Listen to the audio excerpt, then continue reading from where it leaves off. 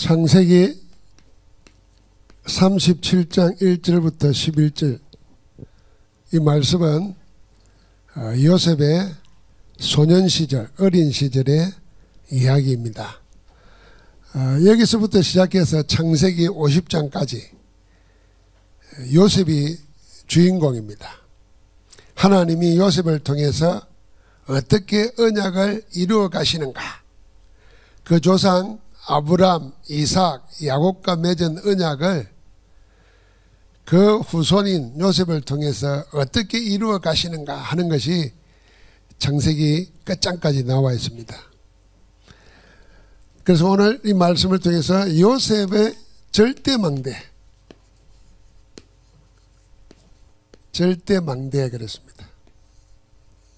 우리는 망대 그러면은 그 바닷가 사니까 바다에 가에 있는 등대 생각이 쉽습니다.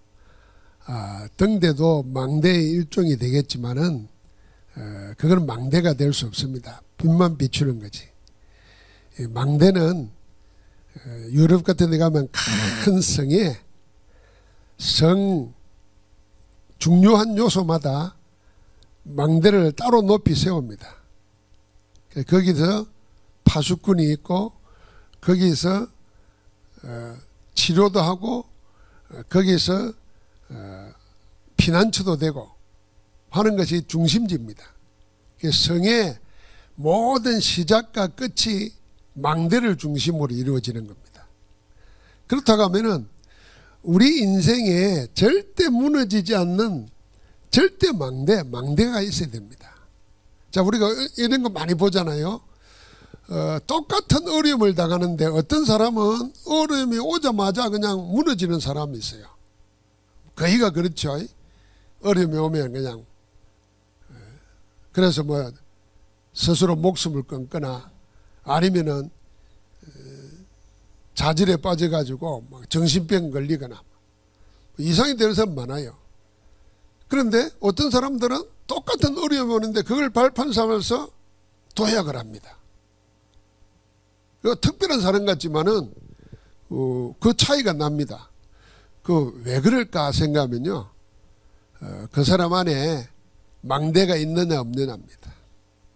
무너지지 않는 망대가 있는 사람은 어떤 어려움이 와도 그걸 밟고 일어서지만은 평소에 그런 무너지지 않는 망대가 없는 사람들, 그런 사람들은 그냥 허물어져 버립니다. 그래서 우리가 먼저 생각이 됩니다. 많은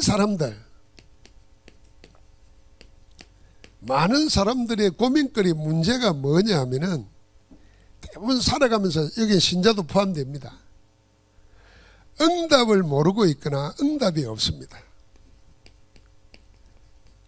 하나님이 우리와 함께 하시고 하나님은 지금도 말씀하고 계시는데 그 하나님의 주시는 말씀이나 주시는 것에 대한 응답이 없거나 응답에 대해서 모르고 삽니다. 그러니까 자연히 어려움 당하면은 어떻게 합니까? 자기를 모릅니다. 자꾸 자기만 나만 이런 어려움 당한다 이런 생각합니다. 내가 왜 이래? 왜 나만 이래? 나한테 왜 이래? 이런 말 하는 겁니다. 그러다가 인생을 포기하기도 하고, 그래서 뭐 마지막에 자살하는 거죠. 아니면 포기하고 자살을 못하면 뭐냐면은 평생 그걸 상처로 안고 좌절 속에서 삽니다. 실패하는 거죠. 많은 사람들이 그렇습니다. 그러면서 또 어떤 사람은 실제로 질병에 시달리고 있습니다. 이 병에는 육신의 병만 있는 것이 아니라 마음의 병, 정신의 병, 여기에 눌려 있으니까 삶이 안 되는 겁니다. 겨우겨우 그냥 목숨 부지하고 사는 거죠. 어떤 사람은 병을 가지고도 위대한 작품을 남기는데 어떤 사람은 작은 병에 묶여가지고 평생 사람다운 삶을 살지도 못하고 시달립니다. 그러다가 실제로 실패자로 사는 겁니다. 자, 이유가 어디 있냐는 겁니다. 이 이유를 잘 생각해야 됩니다. 결론적으로 말하면은 그애가 불신앙 때문입니다. 불신자가 이렇게 어려운 가운데 사는 이유는 하나님은 살아계시고 하나님은 지금도 믿는 자를 통해서 역사하고 계시는데 불신자는 아예 하나님 존재를 인정하지 않잖아요. 그러면은 그 사람은 하나님, 자기에게 뭐 하나님 그러면 기독교의 하나님만 생각이 쉬우니까, 그래 뭔가 신이 없느냐? 그 사람은 다른 게 신이 되어 있어요. 다른 걸 의지합니다. 예를 들면 돈이 있어야 돼. 돈이 없으면 인생 끝나 이렇게 생각하면 돈을 의지하고 사는 거잖아요. 돈을 활용해야 되는 거고 편리하게 써야 되는 거지, 돈에 묶여 살면 돈이 자기 신인 거예요. 그럼 돈 때문에 살인하는 거잖아요. 또 어떤 사람은 사람을 무조건 믿고 삽니다.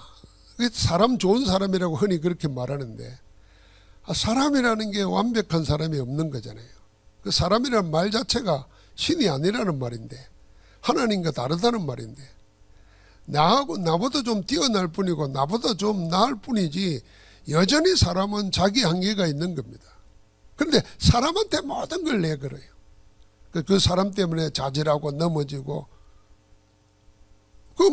무너지는 겁니다. 그래, 그 애가 불신앙이 어디에서 오느냐?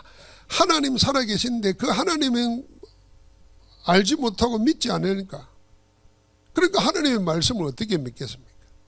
이 불신앙에서부터 계속 나오는 게 뭐냐 하면은, 불신앙이 있을 뿐 아니라 본인 자신이 무능한 겁니다. 능력이 없죠. 그런데가 세상이라는 것은 뭡니까? 하나님이 아니라 절대 불가능한 일이 많습니다.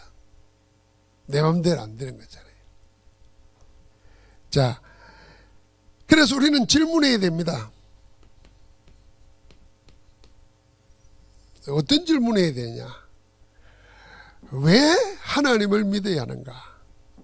우리가 왜라고 자꾸 질문해 봐야 돼요. 왜 우리는 하나님을 믿어야 되는가 말이에요. 왜 예수 그리스도 아니면 안 되는가? 이 질문을 해야 됩니다. 세상은 사람을 그냥 우연히 생겼다고 그럽니다. 아주 오래전에 물질과 물질이 마주쳐 가지고 거기에 생명이 생겼다는 거예요. 생명 없는 데서 물질과 물질이 마주쳐 가지고 생명이 생기고 그게 진화되어 가지고 사람이 됐다, 이렇게 말합니다. 그럴듯하죠? 그게 마치 과학적인 진리처럼 생각하죠? 여러분, 그것도 그런 이론 중에 하나일 뿐입니다. 진화론이라는 것은 이론 중에 하나일 뿐이에요. 그 이론 중에 성경은 뭐라고 그러느냐?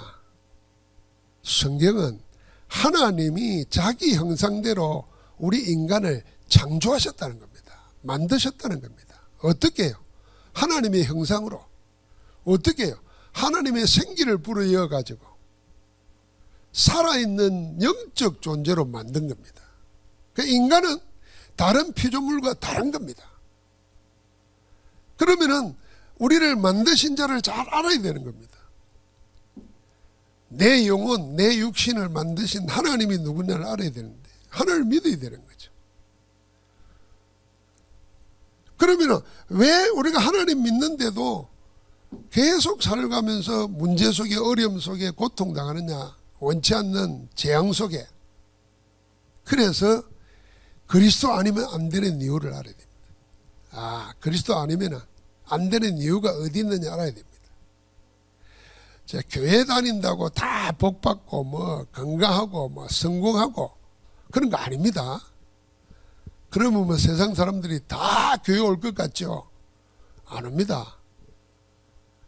그런데 교회 다니면서도, 신앙생활 하면서도 그렇게 열심히 몇 대째 신앙생활 하는데도 저 사람은 왜 되는 일이 없고 자식들은 문제 생기고 본인도 행복하지 않고, 왜 그럴까? 그거는요, 하나님을 있다고 믿으면서도 그리스도 안에 있는 영적 비밀을 몰라서 그런 거예요. 우리가 말한 대로 교회 다니면서 종교생활 했지, 교회 다니면서 정말 하나님이 나와 함께하는 신앙생활, 복음생활 안 한 거예요. 그래서 그리스도 아니면 안 되는 이유를 찾아야 됩니다. 자, 그러면서 우리는 또 하나의 궁금한 점이 있어요. 성경은 그 이스라엘의 역사 아닙니까? 뭐 젊은 사람들 다 그렇게 생각할 수 있어요. 맞습니다. 그런데 하나님이 왜 이스라엘을 선택했냐? 하나님이 하나님의 모든 계획을, 모든 언약을 전달하기 위해서 누군가는 택해야 될 거 아닙니까? 그래서 하나님이 이스라엘을 택한 것 뿐입니다. 그 이스라엘의 시작이 아브라함, 이삭, 야곱으로 흘러내려오는 거예요. 그럼 이게 특별해서 그러냐? 특별하지 않습니다. 아브라함도 우상 숭배자였습니다. 이삭도 마지막에는 자기 생각대로 하다가 자식들 간에 원수가 됩니다. 나중에 야곱은 가만히 있어도 되는데 수단방법 가리지 않고 살려고 발부둥을 쳐다가 인생 살면서 고생을 했습니다. 그런데 하나님은 왜 이스라엘을 택했느냐는 겁니다. 하나님이 하나님의 뜻을 전달해야 되기 때문에, 누구에게? 인생에게, 인간에게 전달해야 되기 때문에 택했을 것 뿐입니다. 여기서 우리는 어떻게 생각해 보면요, 여러분과 나도 똑같은 입장에서요 기대할 수 있습니다. 특별하지 않은 이스라엘을 하나님이 하나님의 뜻을 전달하기 위해서 택했을 뿐이다. 그럼 마찬가지로 나도, 특별하지 않는 나도 하나님이 하나님의 일을 위해서 택하실 수 있는 거다 말이에요. 그렇게 우리는 택함을 받은 것입니다. 그래서 하나님의 자녀가 된 것이에요. 우리가 훌륭하고 똑똑해서 시험 쳐서, 예를 들면은 시험을 쳐서 점수 이상 받는 사람만 특별한 직을 주잖아요. 그래서 사법고시, 행정고시, 예무고시 막 그러지 않습니까? 그렇게 해서 하나님 일을 행한다 그러면은 여기 여러분과 나 미안하지만 몇 사람이나 되겠습니까? 하나님은 그게 필요 없어요. 인간의 능력, 인간의 지혜, 인간의 훌륭함이 필요가 없는 겁니다. 그래서 감사한 겁니다. 그 많은 사람들 중에서 아무 보잘것없는 나를 택해가지고 하나님의 뜻을 세상에 전달하려고 여러분 나를 택한 겁니다. 그래서 구원받았고, 그래서 전도자가 되는 거예요. 뭐 그렇게 왜 이스라엘이냐 생각하면 그렇게 생각하면 됩니다. 그러면서 여기서 이제 아까 말한 것처럼 왜 나인가? 왜 내가 여기 있는가? 그 의미만 생각하면 돼요. 왜 하나님이 나 같은 걸 택했을까? 왜 하나님은 나를 여기 있게 하는가? 이런 데 대한 질문을 하는 겁니다. 저는 그런 분들 많이 만나봤습니다. 평생을 우상 섬기며 살다가, 아니면 다른 종교 의지하고 살다가 자기 인생에 위기가 왔을 때 전도자를 통해서 복음을 듣고 신앙을 바꾸는 사람들, 이게 쉬운 일이 아니잖아요. 그거 어떻게 생각하십니까? 50평생 60평생을 불교 신자로 살고 귀신 섬기며 살았는데 인생에 위기가 왔을 때 전도자들이 전하는 복음을 듣고 생을 바꾼단 말이에요. 그럼 사람들이 이래 봅니다. 아이고, 평생 섬기고 살다가 죽을 때가 되니까 그냥 지푸라기도 잡는 마음으로 그냥 종교를 바꾸는가, 이렇게 생각합니다. 여러분, 그게 가능하겠습니까? 50년 60년 믿어왔고 평생을 거기 살았는데 그게 바뀌어지겠습니까? 그래서 성경은 그걸 말하는 거예요. 하나님이 이미 불교 귀신 섬기기 이전에, 창세 전에 하나님 안에 그 사람의 구원이 들어있다는 겁니다. 그래서 영혼 속에서 그 사람을 다 하나님의 시간 속에서 딱 택해놨어요. 그걸 모르고 내 맘대로 산 겁니다. 하나님 없이 내 맘대로 살아간 거예요. 귀신 생기고 우상 생기고 점치고 구다면서 살아왔던 거예요. 이제는 뭐예요? 제 집에 돌아온 거예요. 제 집에. 집 나갔던 당자가 하나님께로 돌아온 거예요. 그러니까 모든 걸 생각하면 왜라는 질문을 하기 시작하면은 하나 딱 생각나는 게 있습니다. 아, 이게 내가 한 게 아니고 하나님의 은혜구나. 그래서 늘 감사가 살아나는 겁니다. 아, 내가 믿은 게 아니고 하나님이 나를 부르셨구나. 얼마나 감사합니까? 여러분, 이 얘기 많이 들었죠? 왜 사람들이 제사를 지내는가 말이에요. 왜 조상들의 묘를 잘못 써가지고 후손들이 망한다고 그러는가? 그 귀신의 세계는, 마귀의 세계는 성경에 뭐라 그랬습니까? 죽이고 멸망시키러 온 거예요. 그러니까 자기 원하는 대로 조금만 안 해도 저주 재앙을 내리는 거예요. 제가 질문 가운데 서술하는 질문 속에 이게 있었어요. 한 달에 2번, 3번 제사를 지내는데 제사 지낼 때 보니까 음식 올리고 생선 올리는 거 보니까 평소에 우리가 먹지도 못하는 걸 비싼 걸 구별해가지고 막 올려요.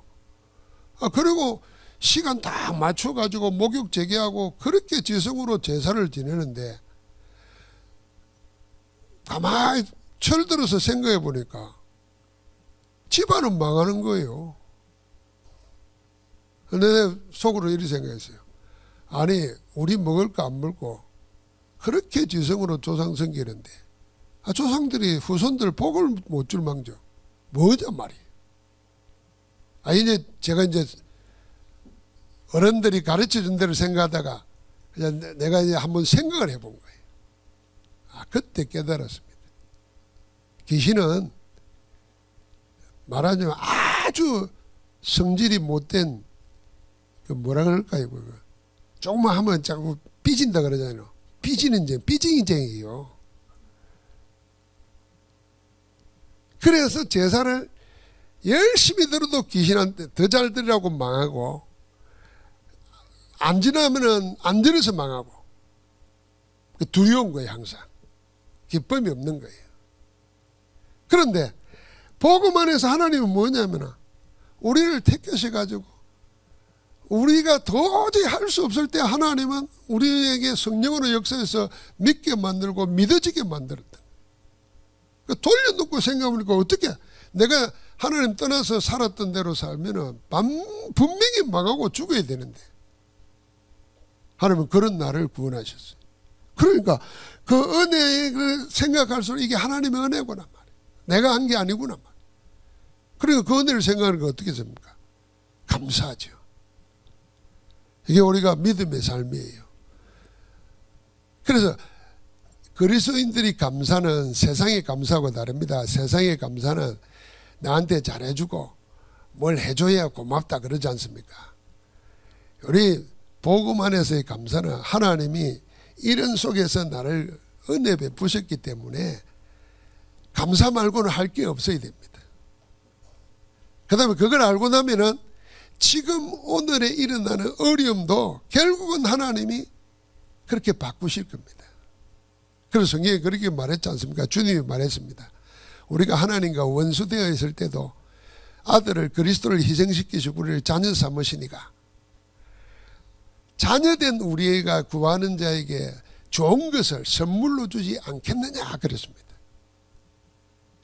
우리가 하나님과 원수되어 있을 때도 하나님이 우리를 은혜로 구원하셨는데 자녀된 우리에게 왜 모든 걸 안 주겠냐는 겁니다.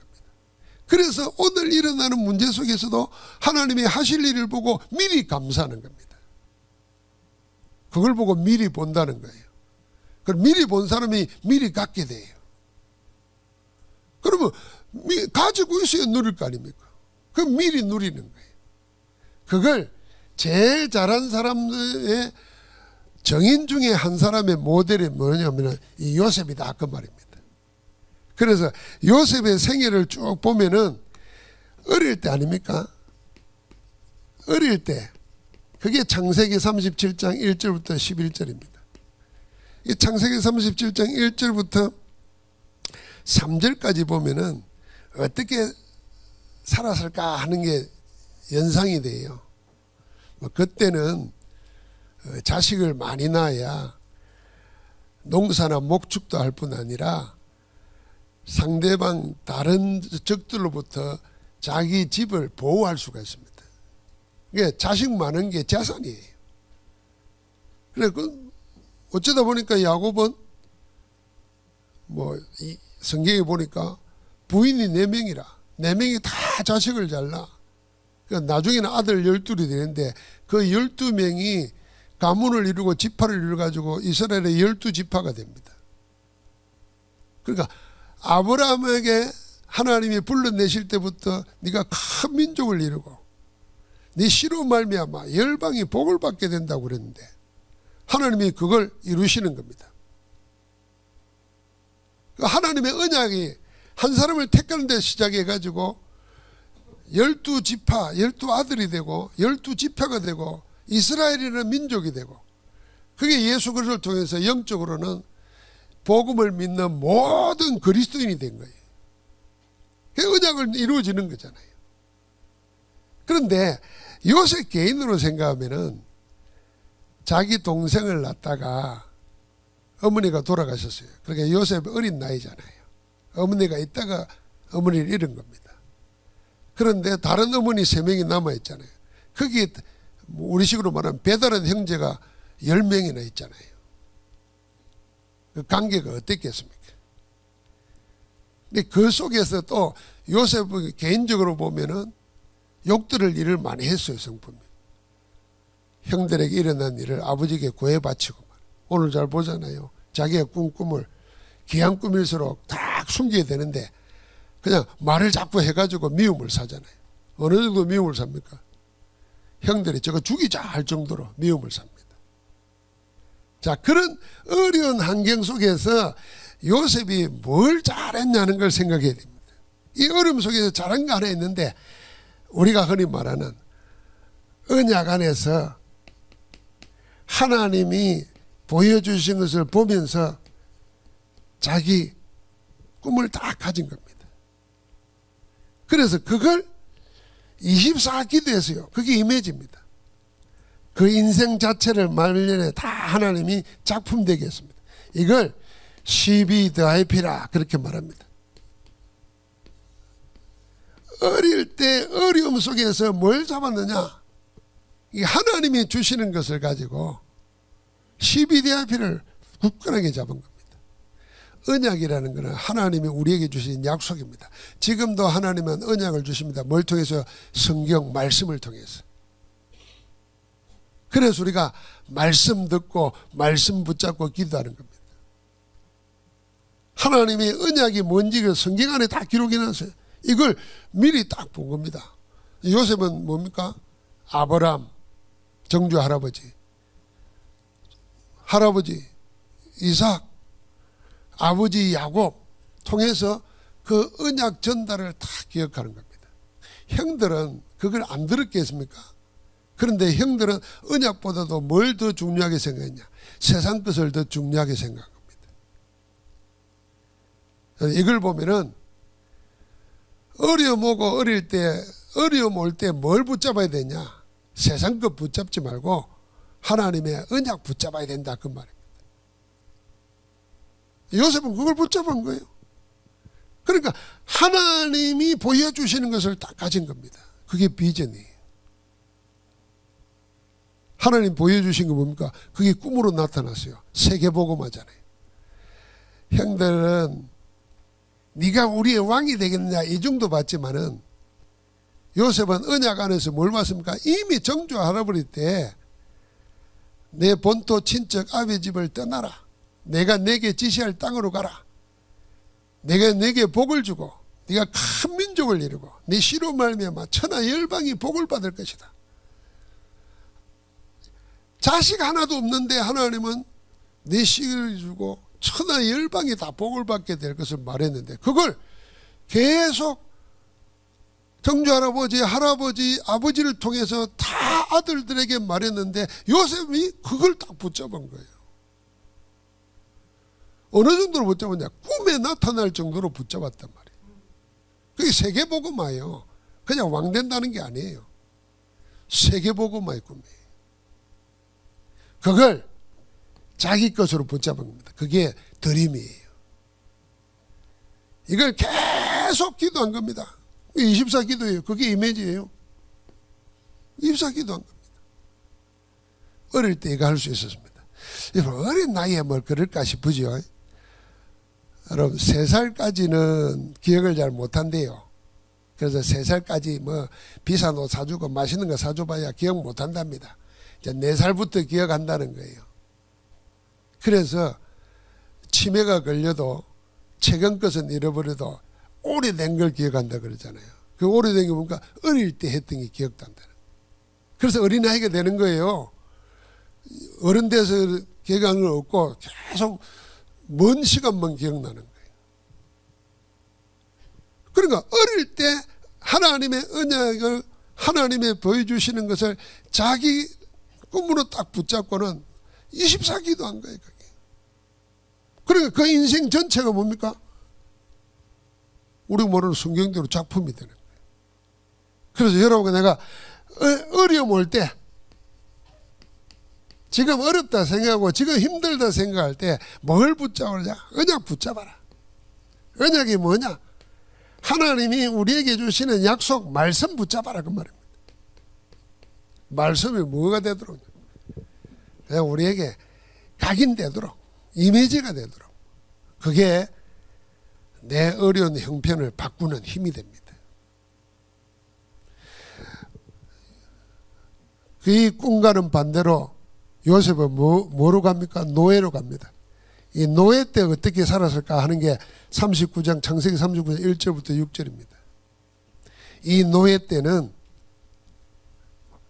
이것만 했습니다. 3집중 기도했습니다.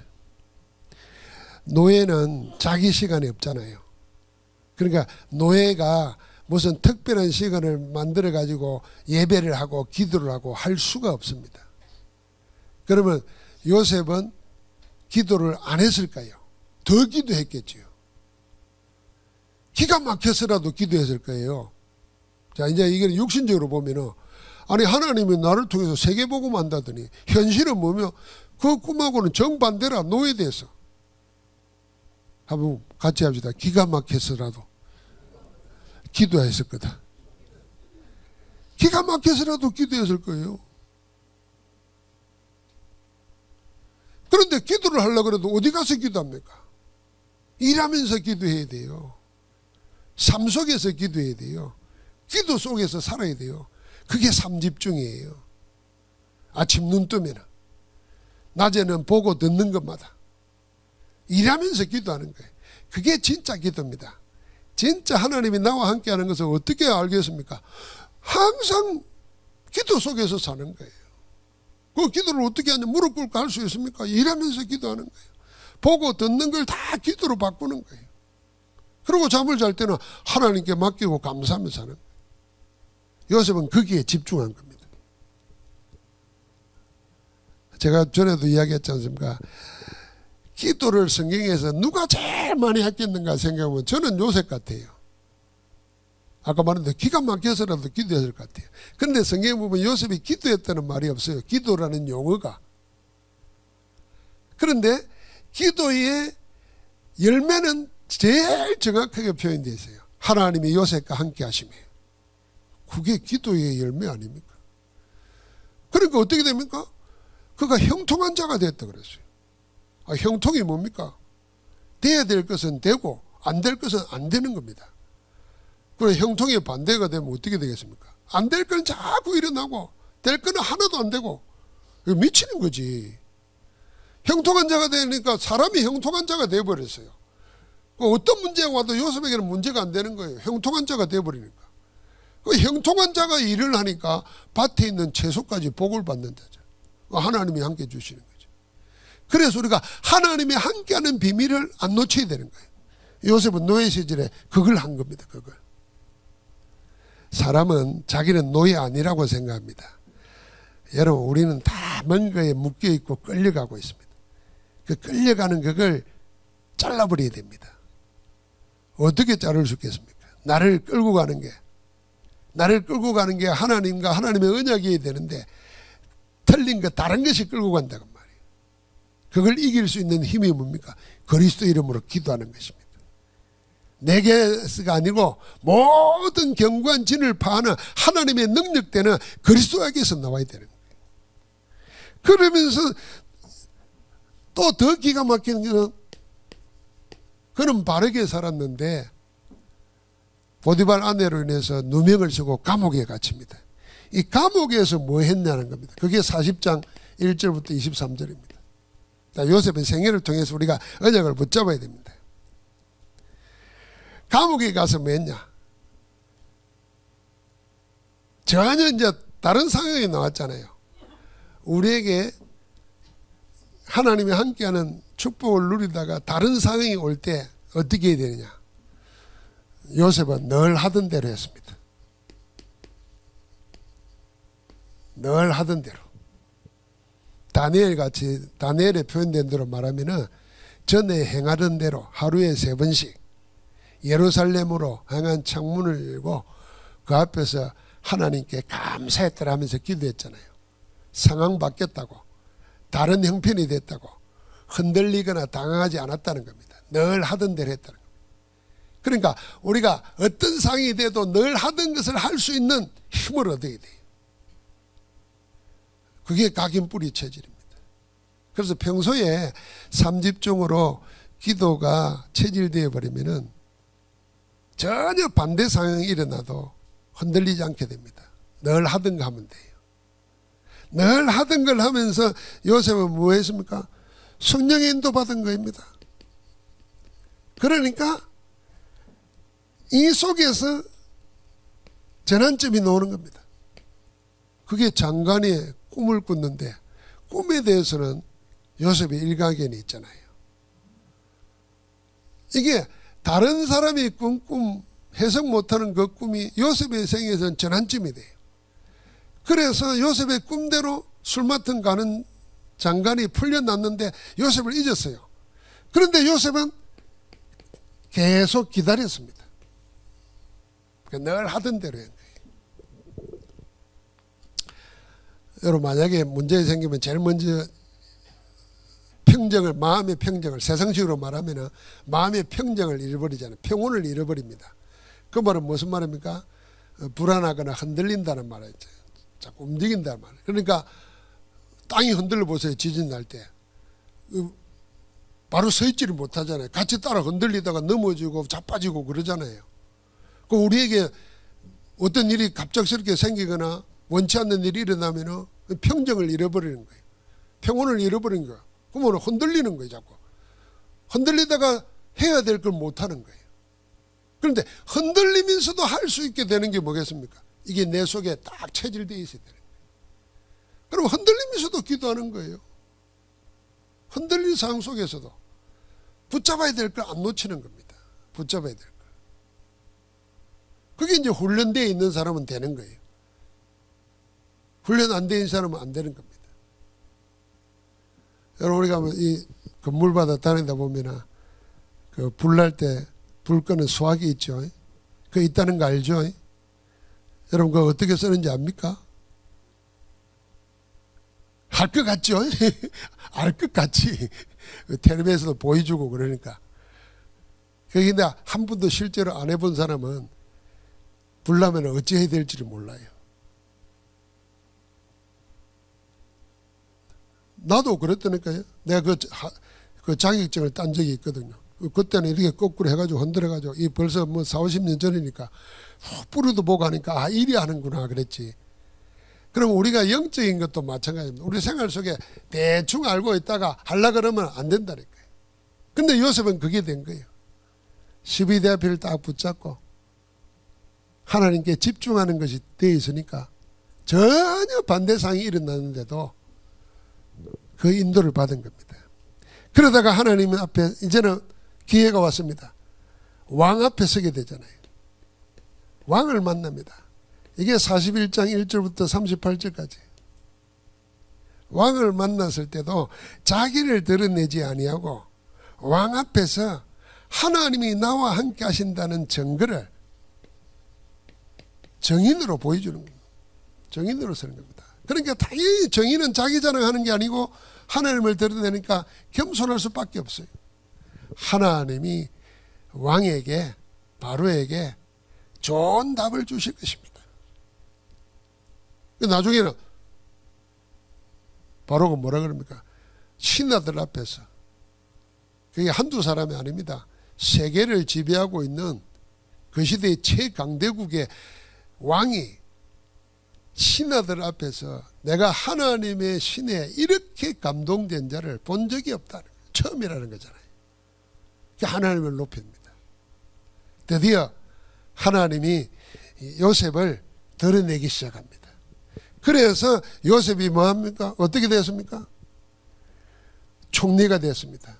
그냥 총리입니까? 애굽의 총리 정도가 아니고 세계 총리가 됐습니다. 언제 그리 됐습니까? 전 세계에 재앙 왔을 때 이 재앙 막는, 재앙 살리는 세계 총리로 하나님이 세우십니다. 여러분, 우리가 보잘것없는 사람이지만은 복음 가지고 기도응답 누리고 있으면은 하나님이 세계 재앙 막는 데 쓰시려고 우리에게 은혜의 시간을 허락하실 줄 믿습니다. 그래서 우리가 기도하는 거 재앙 막는 거예요. 이때 아까도 말한 것처럼 요셉은 그 앞에서 모든 걸 살리는 자로서입니다. 이게 언약 가진 자예요. 살리는 자로. 첫째는 누굴 살립니까? 자기 형들을 다 살립니다. 이 말은 무슨 말입니까? 가족 가문을 다 살립니다. 그래서 45장에 보면은 형들이 부들부들 떨 때 요셉이 한 이야기입니다. 당신들이 나를 판 게 아니고 하나님이 생명을 구원하시려고 나를 당신들 앞서 보내셨습니다. 저는 이 요셉의 이 형들 앞에서 한 고백이 참 어마어마한 신앙일 뿐 아니라 이 신앙 안에는요, 하나님의 섭리를 보는 눈이 다 자기 것으로 되어 있는 거예요. 여러분, 섭리라는 게 뭐겠습니까? 하나님이 천지 만물을 창조하셨잖아요. 그럼 천지 만물을 창조하시고 그 뜻하신 것을 그 뜻대로 이루시는 것이 뭐냐면 섭리입니다. 세상으로 보면 이 하나님의 주권 안에 있는 섭리를 모르면은, 경륜을 모르면은 어떻게 합니까? 요셉이 형들의 미움 받아가지고 팔려가서 노예가 됐어. 인생 망했는데 이리저리 해가지고 성공해가지고 일이 됐다. 저는 자수성가로밖에 말 못해요. 그럼 당연히 요셉은 뭐 하겠습니까? 나는 이런 어려움을 당하고 이런 배반을 당하고 이런 물을 쓰고 일이 됐다. 이건 말할 거 아닙니까? 그게 세상에서 말하는 거예요. 우리도 그런 습관이 남아있다니까요. 또 사람들은 그것밖에 모르니까 그걸 부추긴다니까요. 아이고 훌륭하십니다. 아이고 어떻게 그렇게. 그때 여러분 무슨 말할 겁니까? 이게 준비되어 있어야 돼요. 요셉은 그걸 말한 겁니다. 형들이 나를 판 게 아니요, 하나님이 우리를 살리려고 나를 앞서 보냈습니다. 당신들 앞서. 이 얼마나 멋집니까? 이 역사관에 있는 거예요. 하나님의 창조 섭리사관 안에서 자기를 보는 겁니다. 그리고 지난주도 했고 그 지난주도 고백했죠. 하나님의 영원이라는 속에서 나를 보면은 흔들릴 이유가 없는 거예요. 그 정도 말하는 게 아닙니다. 나중에는 하나님이 이 큰 구원으로 당신들의 생명을 보존할 뿐 아니라 당신들의 후손을 세상에 두시려고 나를 당신들 앞서 보냈습니다. 나 살리려고 하나님 앞서 보낸 정도 아니고 당신들의 생명과 당신들의 후손까지 살리려고 나를 앞서 보냈다는 거예요. 하나님이 하나님의 생명 역사를 위해서 나를 준비시켰다. 나중에 이렇게 말합니다. 그래서 그 하나님께서 나를 바로에게 아버지로 삼으시고 세계를 지배하는 왕 앞에 자기를 왕의 아버지로 삼으시고 온 집의 주로 삼으시며 온 땅의 통치자로 삼으셨나이다. 누가? 하나님이 그랬습니다. 그래서 하나님이 재앙 가운데 세계 구원하는, 세계 살리는 자로 나를 세우셨다고 하나님을 높이는 겁니다. 이게 하나님의 섭리예요. 섭리 안에서 자기를 보고 하나님을 높이는 겁니다. 여러분, 지금도 그 하나님은 살아계십니다. 여러분과 나는 요셉이 하나님의 속에 있었던 것처럼 우리도 그리스도 안에서 누구 속에 있어요? 하나님 안에 있는 것입니다. 자, 그러면은 요셉이 이야기지만은 요셉을 보면서 뭔 생각합니까? 내 사는 것도 요셉 만만치 않았어요. 그런 거 발견 안 됩니까? 아마 여러분 인생도 이렇게 요셉처럼 쓰면은 할 말 많을 거예요. 내가 남의 얘기를 못하니까 내가 아는 우리 성도들을 보면은 참 살아있는 게 지금 너무 고맙고 감사하게, 야, 어떻게 그 어려움 속에서 저렇게 살 수 있을까? 여러분, 하나님의 은혜예요. 그 우리 여러분 요셉 보지 말고 여러분 자신을 보라니까. 지난번에 어디 가는데 윤한정 장로님이 막 내 옆에서 이 얘기를 하는데, 그 20대 젊은 시절에 시골에서 올라와가지고 뭐 공부도 못하고 다 그랬는데 어떤 회장님한테 다 일하는 거 보고 인정받아가지고 직원이 되고 하는 이야기를 쭉 하는데 보니까 참 그 시대가 다 그랬지만 그 어려움 속에서도 지금까지 오셨잖아요. 내가 아는 거는 그 정도로 그러면 본인이 생각할 때는 얼마나 많겠습니까? 자, 그걸 이제는 우리가 뭘요? 언약 안에서 하나님의 섭리 속에서, 하나님의 영혼 속에서 자기 자서전을 한번 그려보세요. 자기 자서전. 그러면 틀림없이 여러분 나에게 이게 발견될 겁니다. 내 인생에 하나님의 역사, 하나님의 간섭하심, 하나님의 인도하심, 무슨 말을 해도 됩니다.